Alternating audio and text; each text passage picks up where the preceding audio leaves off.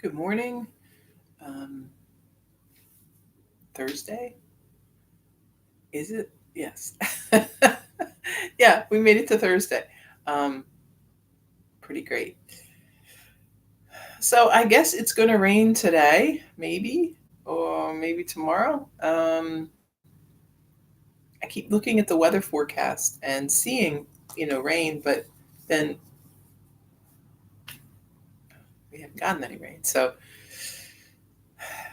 we'll see. I have a little patch of wildflowers that I put seeds down, and they're starting to sprout. I wasn't really sure how that would work this late in the year. I just wasn't ready to do it in the spring. So I'm keeping an eye on them and I'm watering them pretty carefully. Um, but it would be really nice if I get a little rain to help me out here. But we'll see. Every year is different, and every every weather. Every year I try to figure out how I'm gonna get what I need to get done and not, you know, suffer because of the heat and the troubles um, that go with it. But I read an article yesterday written by a person who uh, had moved to Portland from Arizona, right?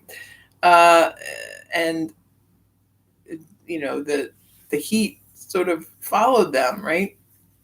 But I guess they'd been there for a while. But they were talking about what to do and how their experience with heat, extreme heat in Arizona, helped them when there was all that hot weather in in the Pacific Northwest just recently. So I thought it was interesting. They said, don't let it get in the way of what you need to do. And I thought that was very interesting, an interesting thought. I know that sometimes, especially when we're just starting with the hot weather, the temptation is to wait it out, right? To think, well, it's hot today. And, we had that break just a few days ago where we had 2 or 3 really nice days. So the temptation is to wait, to think, well, it's hot today, but if I just look, maybe that there's a break coming, right? Just wait till it rains. We get a big thunderstorm and then it'll be cooler. But the truth is, sometimes it is, but sometimes it just gets more humid and maybe is even more unpleasant. So um, I think as then summer sort of creeps on, we then move to the next stage, which is sort of acceptance that this is how it is and that it may actually be hotter next month. So, um, figuring out how to get what you need to get done in spite of the weather, in spite of the heat. Do you need to go out early and get it done then, before the sun is high? Or do you wait and work on things later in the evening when it's cooler? Um, but getting into a rhythm of that, getting into a kind of a system is helpful, right? You don't want to just put everything off and say, well, I'm just not going to do anything, right? Because I'm just going to stay inside in the air conditioning. Um, it doesn't, we can't do that for a couple of months. We'll get bored. We'll get, nothing will get done, and that won't be good. So uh, it's much like how we work with our practice, right?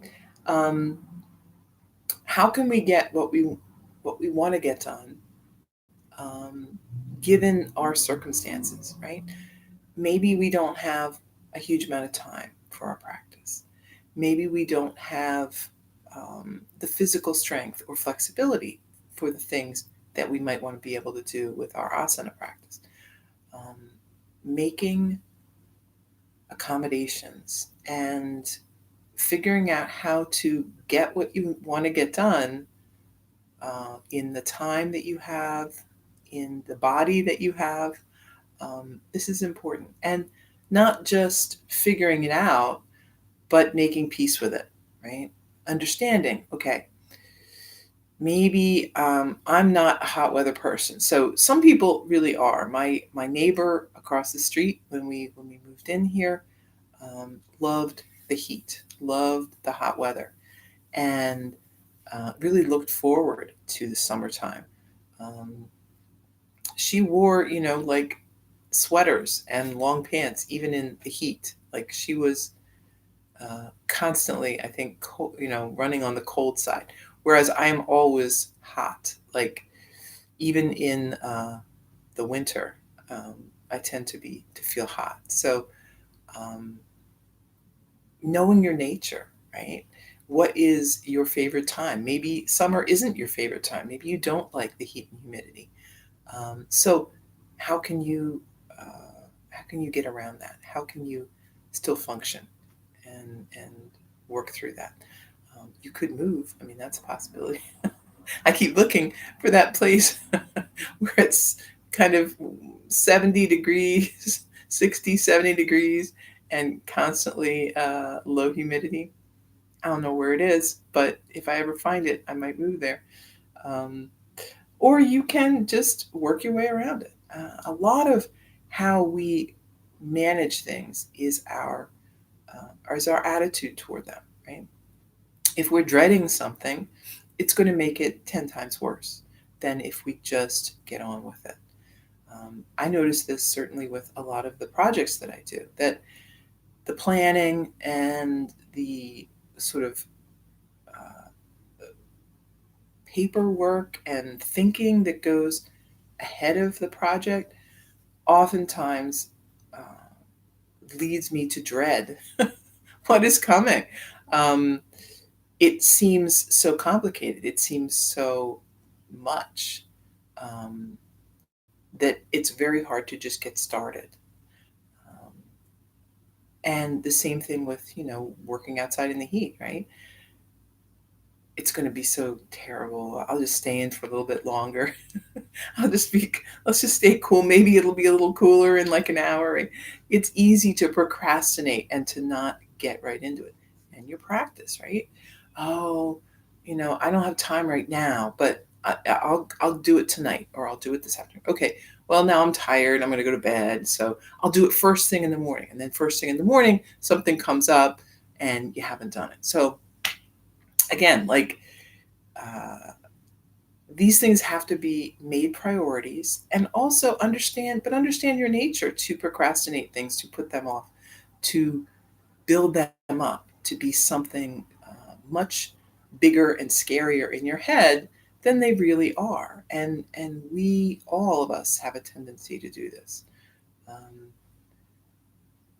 but as we know with yoga, the truth is what we're seeking. And the truth is, what we think about in our heads is always worse than the truth. And I'm sure that you've experienced this with, uh, I would say, 90% of the things that I've done in my life. My thoughts about it, um, my dread or my fear or whatever it is that I'm feeling about it has made the experience harder to get to. And usually what I'm imagining is much worse than how this thing actually rolls out. And that is kind of a universal experience, I think. Um, we, again, like, our thoughts are what drive us, right? And um, we talk about this idea of attachment and suffering. So um, we we are going to suffer, right? I mean, being out in the heat is a form of suffering, right? It's environmental suffering, and we are a physical being. So yeah, we get cold, we get hot. it's a stress on our body. It is a form of, you know, discomfort, let's say.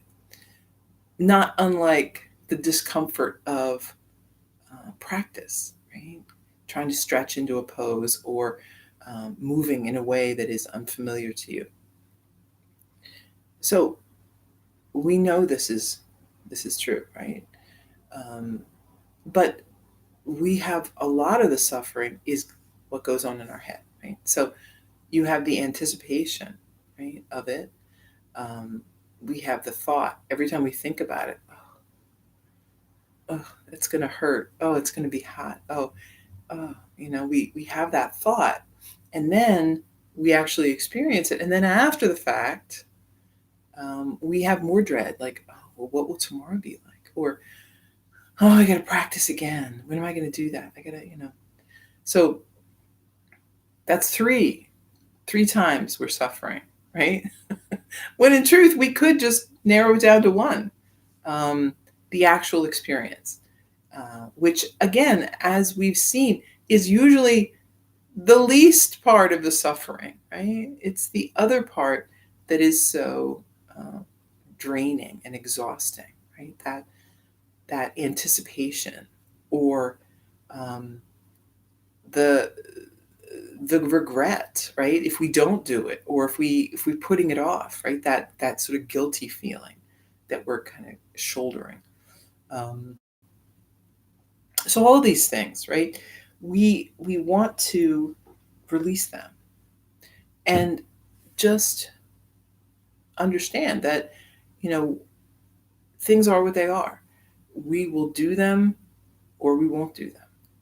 Um, being carrying a lot of guilt and a lot of like bad feelings about these things is pointless, right? It is a waste of energy. Um, it's it actually creates an aversion, right? So the more you feel uncomfortable, you feel bad feelings associated, then the more you uh, put it off, the less you want to do it, right? And that's why we always talk about with the practice to try to keep, an open mind about it. Not You want your mat to be a very safe place, a very comfortable place where there is no judgment, there is no recrimination or criticism. There is just being, there is just existing. And what we learn on the mat, we want to bring out into the world, into our world. So if we can feel like that for our practice, could we feel like that for everything else?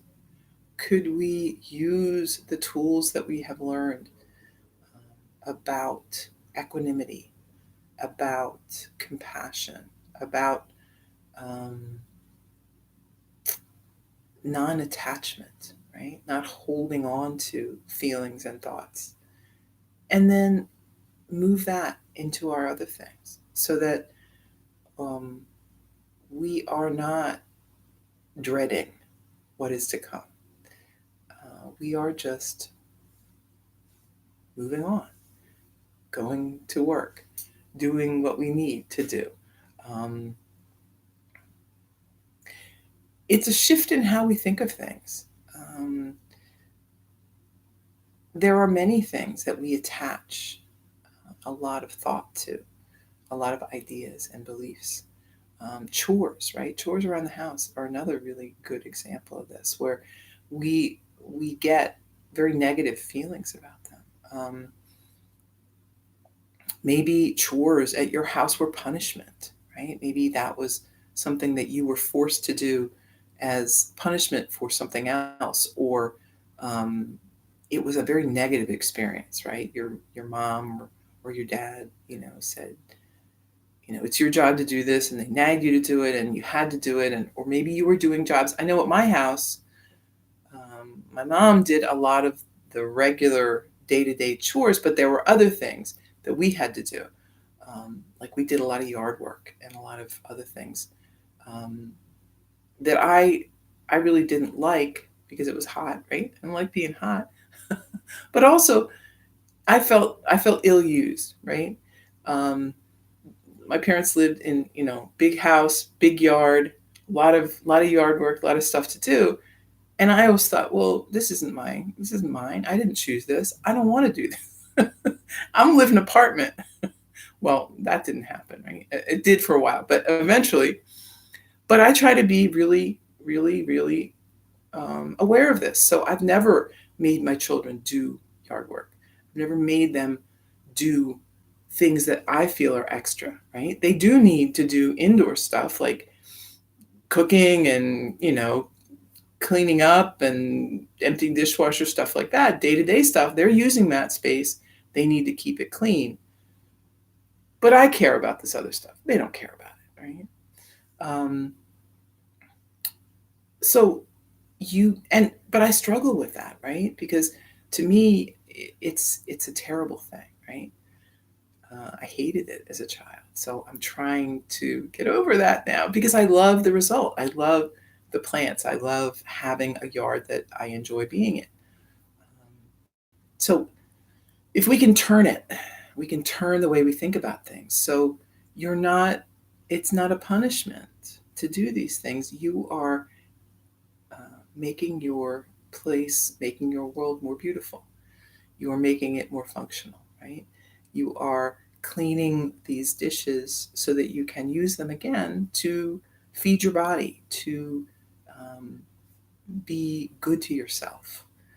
Um, you are cleaning your space because it's good for you. It's good for your body to be in a clean space. You are improving your living space. And yeah, it's a daily thing, and it's it's never ending, right?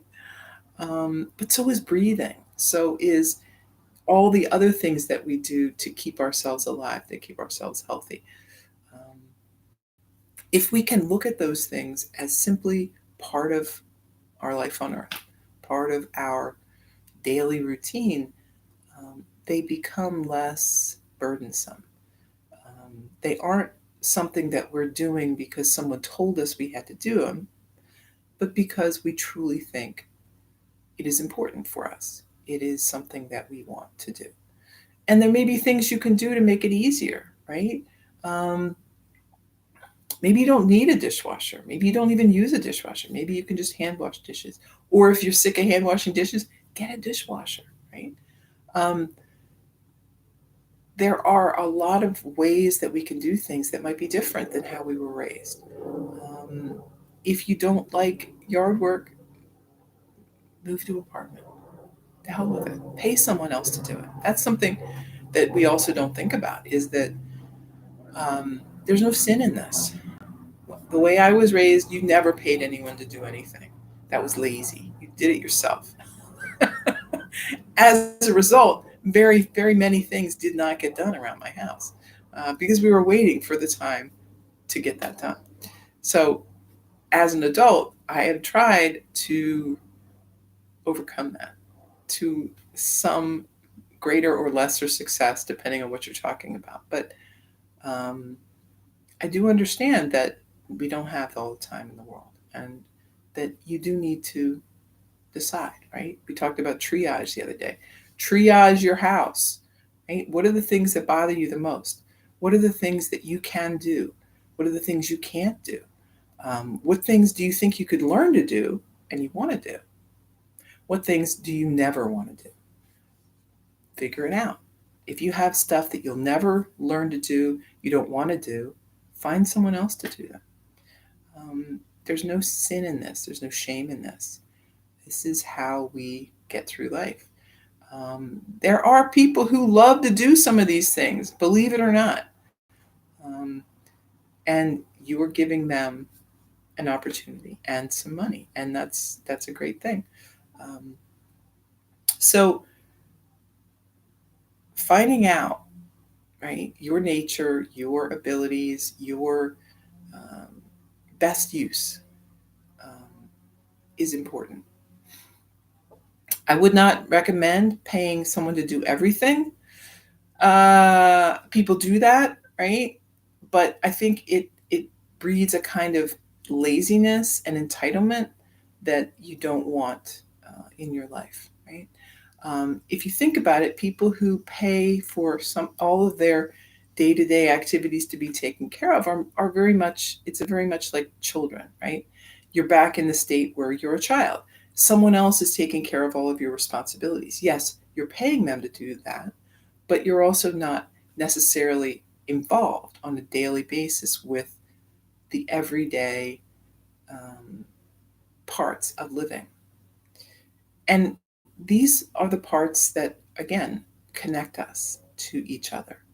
And the further you step away from um, the connection, the more out of touch you get, um, the less compassion you may have for others because you don't understand what they're going through. You don't understand, right? If you were to pay someone to do everything, all the chores, all the things in your home, think of all the time you'd have. Think of all the, you know, you'd have a lot of extra time, all these other things you could do. That's a really great thing.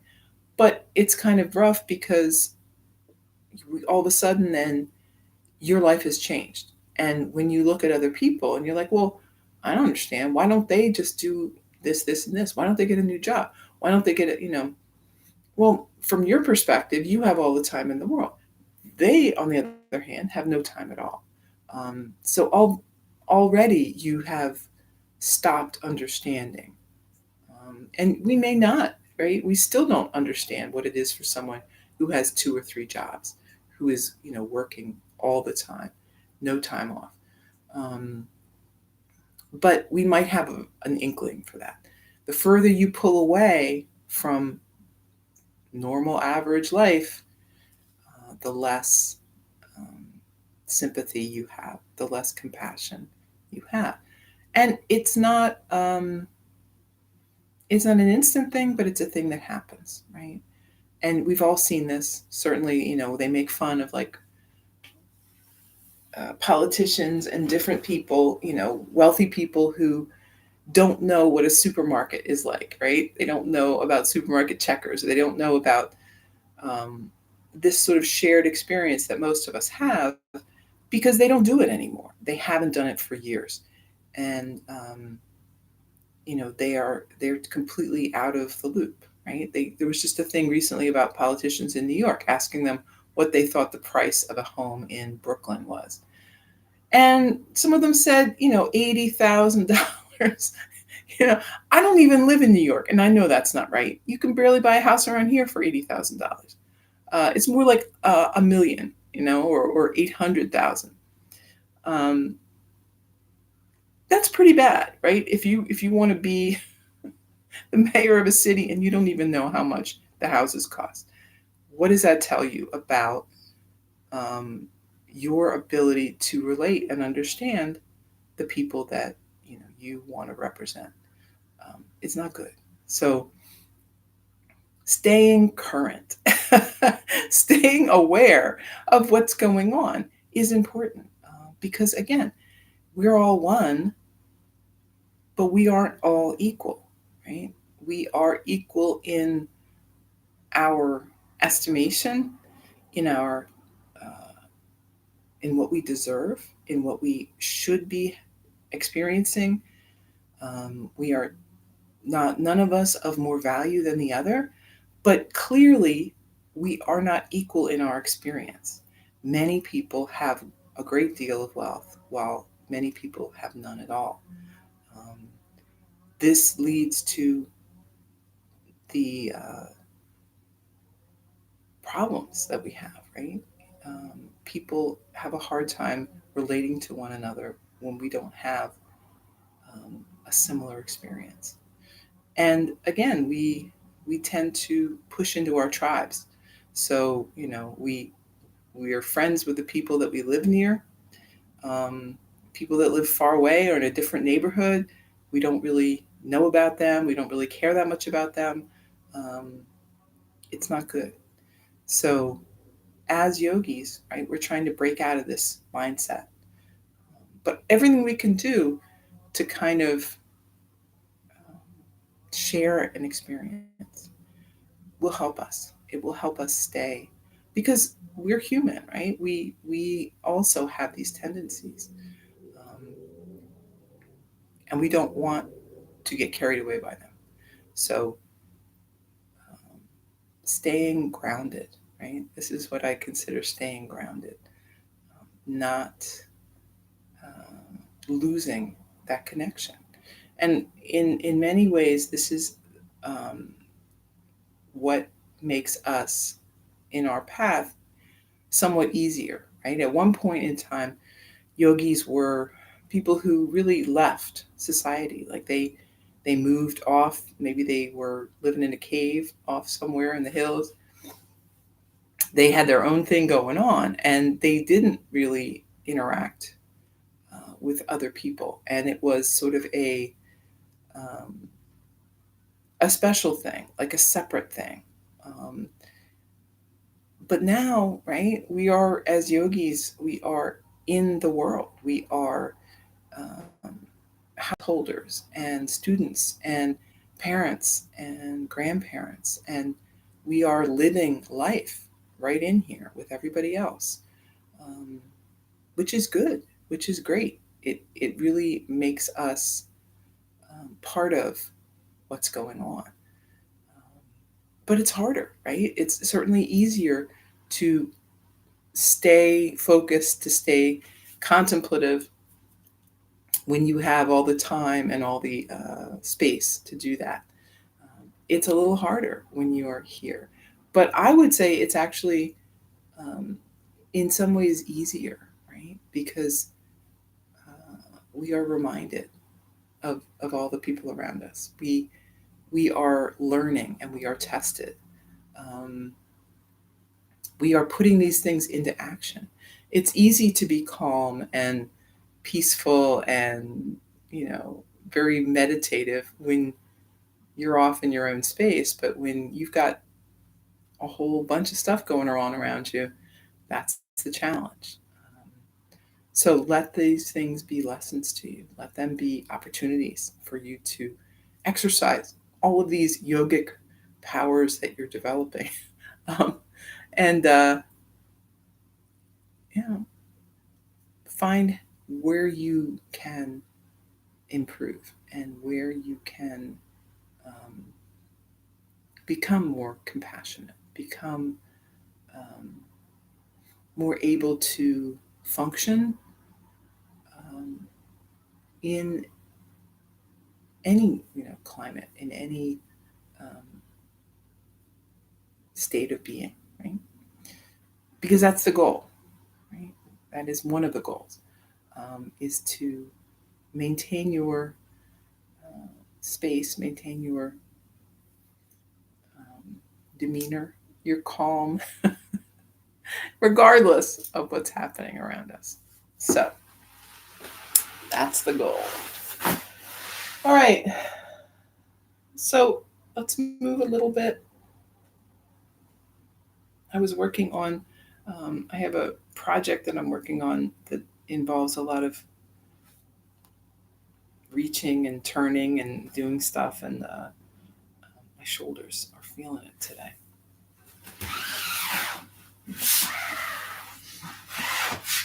Sitting tall. Let's drop the head down toward the chest.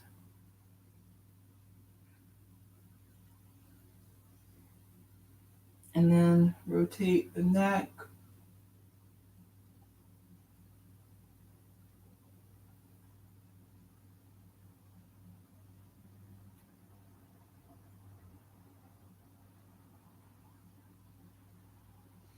One way and then the other.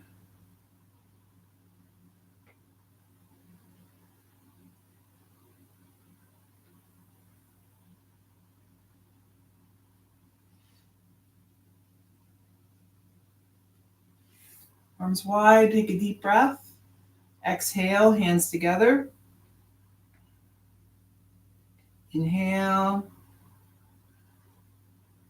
and exhale. Inhale, exhale. Inhale. And exhale. Interlace the fingers. Lift the arms, gaze up. And then arms down by your side. Inhale.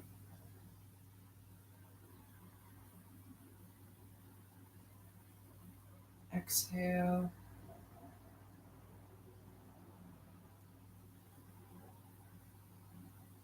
Inhale and exhale. Once more, lifting up. And then right hand down, reach across with the left. Switch sides.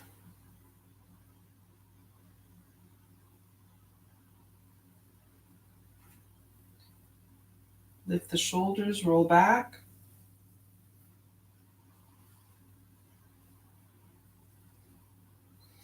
And forward.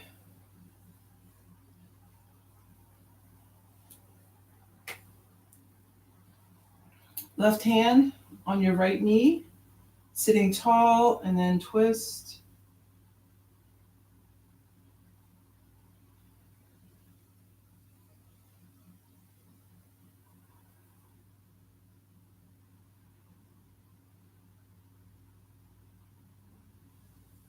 Back to center and switch.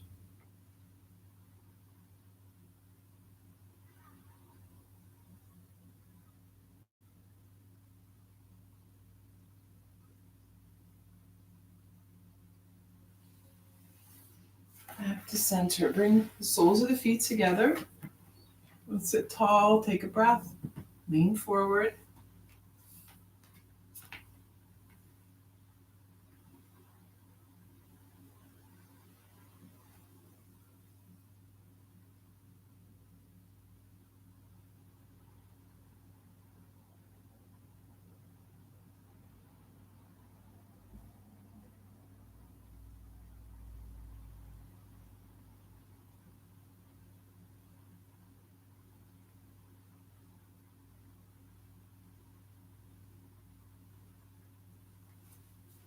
Back up. Both legs out in front. Point and flex the feet.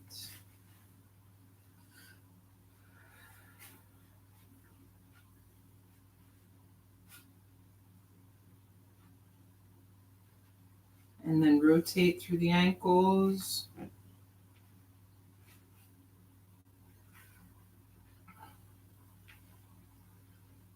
One way and the other.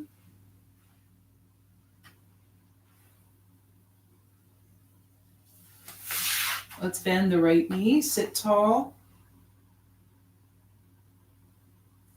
And then lower. Take a breath. Reach forward. Fold.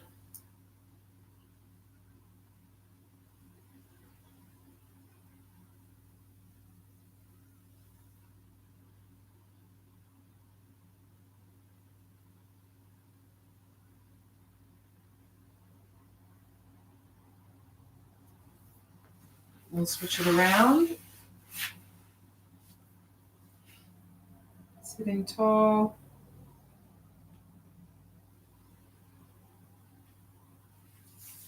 And then lowering the knee. Take a deep breath and reach forward.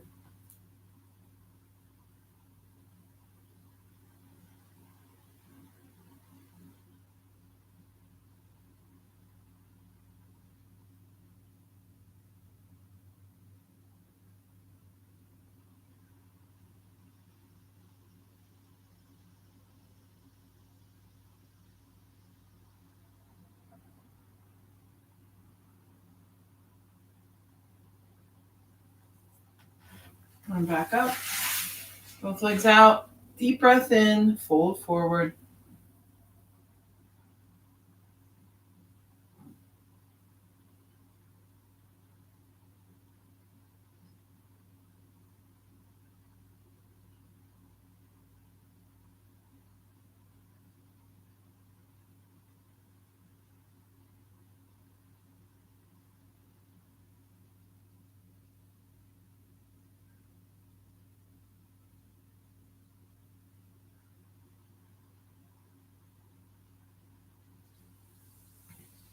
And then back up, bend the knees,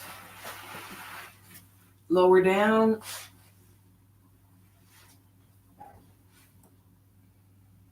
Take a few breaths.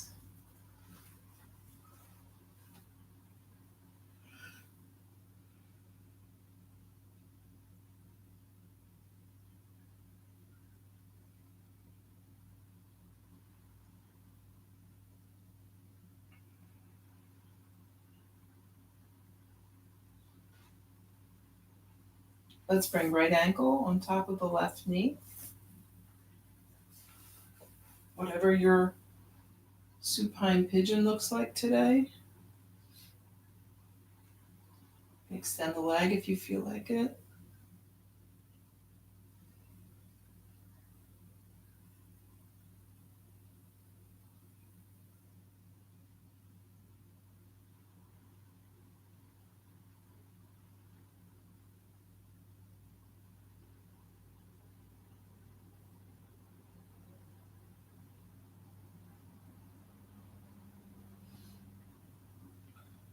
And then set the left foot down. Keep that right foot up on the knee. Arms to a T or goalpost arms, and then lowering that left knee. The foot goes along. Maybe gaze to the right.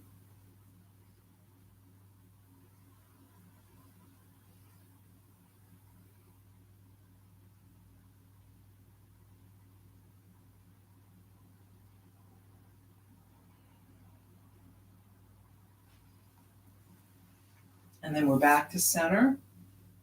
Switch it around.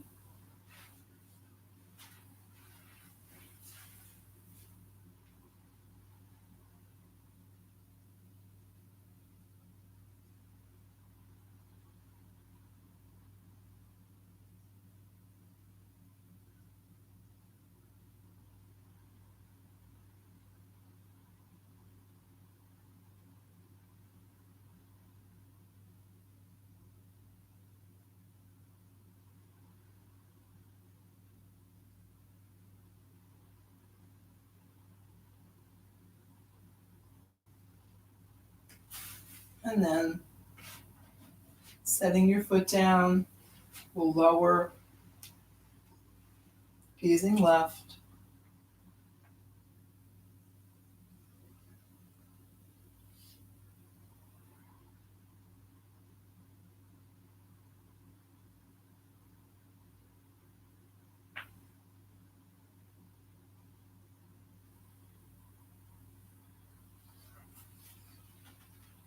And back.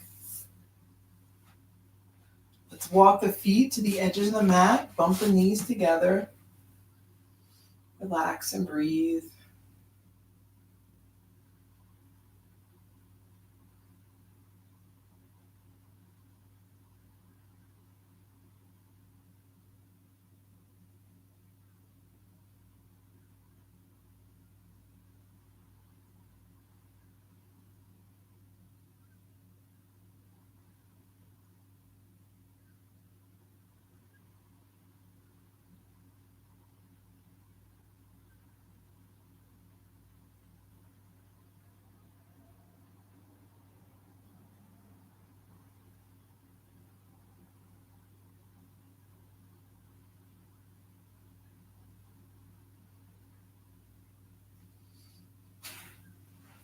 And then bring your knees in. Let's put hands on the kneecaps and rotate.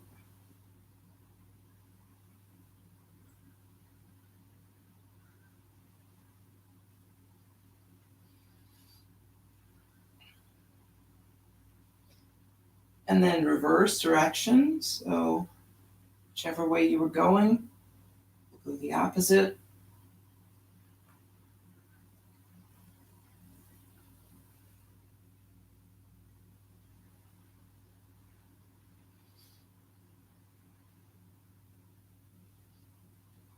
Maybe happy baby here.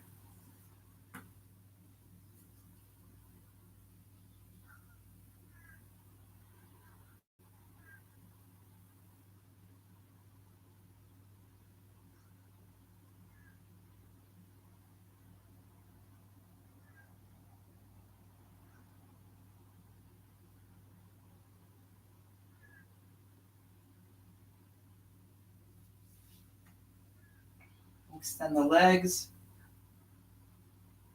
hands by your side, and then lowering down, however you want to do it.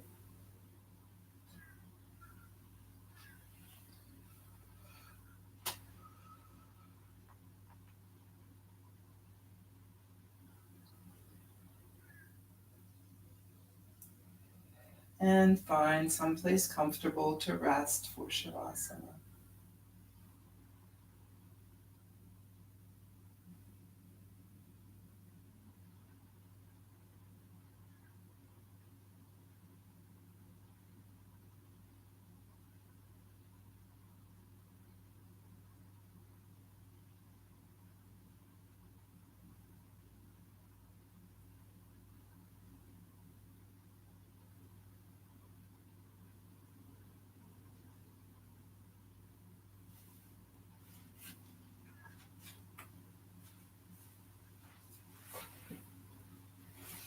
Keep breathing and relaxing.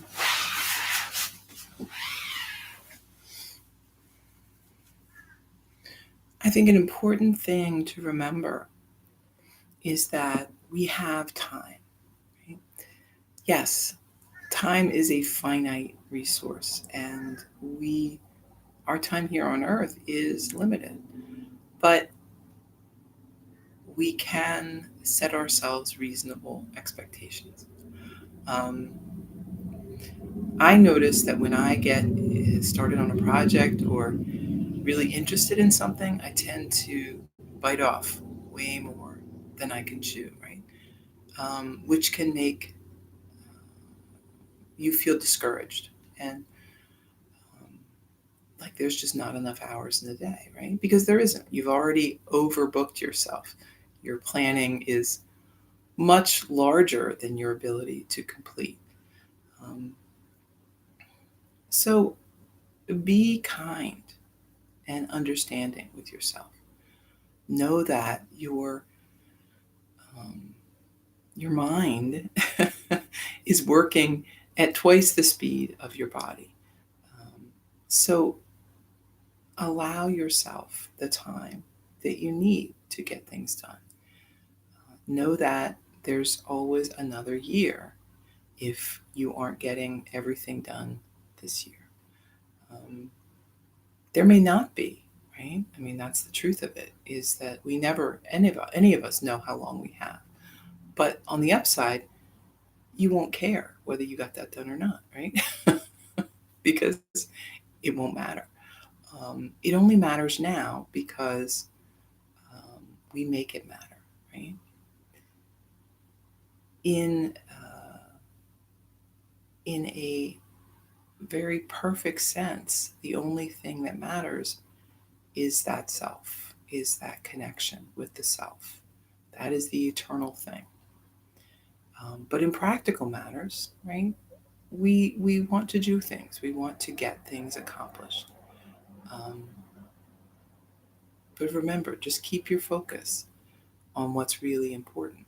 We don't want to lose that connection. We don't want to um, destroy the progress that we've made by getting really, really attached and connected to what's going on here.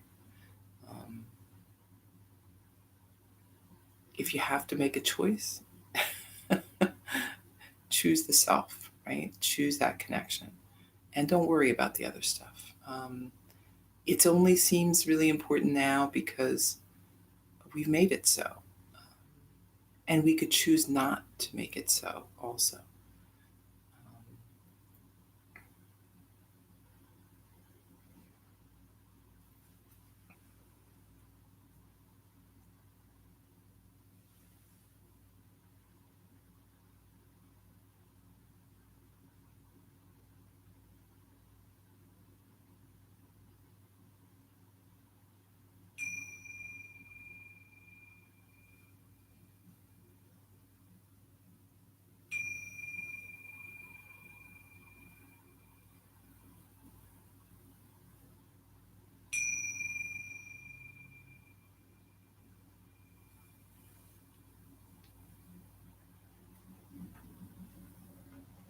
When you're ready, moving up to a seat or maybe resting on the mat, let's bring hands together. Breath in and out.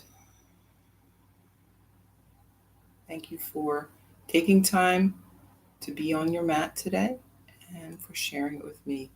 I hope you have an excellent Thursday. Namaste.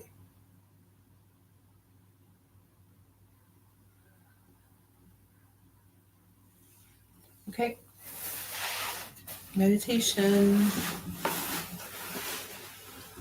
5 minutes. Anybody can do it.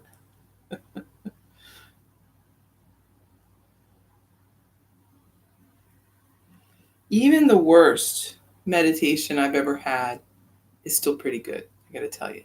Um, you learn something every time. Even if you don't feel like your mind is at all focused, it's constantly,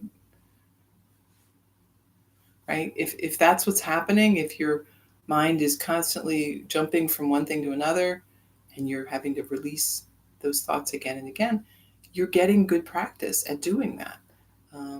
So, and also you're learning the equanimity, right? Of accepting that some days are going to be like that. Not getting frustrated, not getting mad at yourself, just letting things unfold. That is one of the most important, I think, lessons of meditation and yoga in general is the skill of learning to let things unfold, not always having to control every situation, not feeling inadequate because you can't control every situation, just letting things unfold. Okay. Breathe. Keep that peaceful state of mind.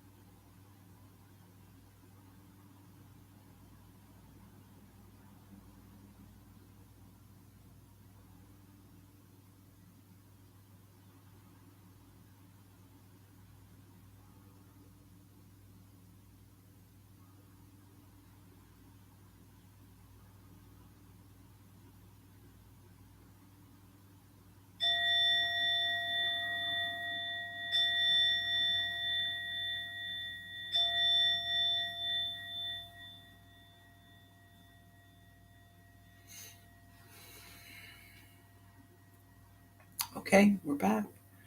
Um, so I think of progress. When I think of progress in yoga and in many things in life, I think of um, rock climbing, right? So we like to think that progress in life is like a staircase, right? It's one step after the other. And there are some things that it may feel like that. And there may be times where your practice is like that. You feel like you're going step, step, step. But I feel like a lot of times progress feels more like rock climbing, where rock climbers sometimes have to go way sideways to find a handhold, to find the next step. Um, it isn't necessarily a straight path. You may have detours and side movement. But like rock climbing, right? And this is something that has always kind of fascinated me and intrigued me about rock climbing is that there is a faith that they will find a handhold, right? I mean, when people are climbing a rock out in the wild, how do they know there'll be a handhold? Well, they don't really. It's a belief that there will either be a handhold or they will make a handhold. Right? They have tools and little pegs and things that they can put in to give themselves a hold. Um, this is like life, right? In life, we need to believe that there will be a handhold. There will be a way to get to the next point that we want to get to. And if we can't find one, we will make one. We will take the resources that we have and the know-how that we have built over the years, and we will make an opportunity or a handhold. Right? Um, don't be discouraged. Uh, you may just be on a side path, and you're getting ready to really get to where the good climbing is, the excellent handholds. Um, yeah. All right. So climb on, and I will see you tomorrow.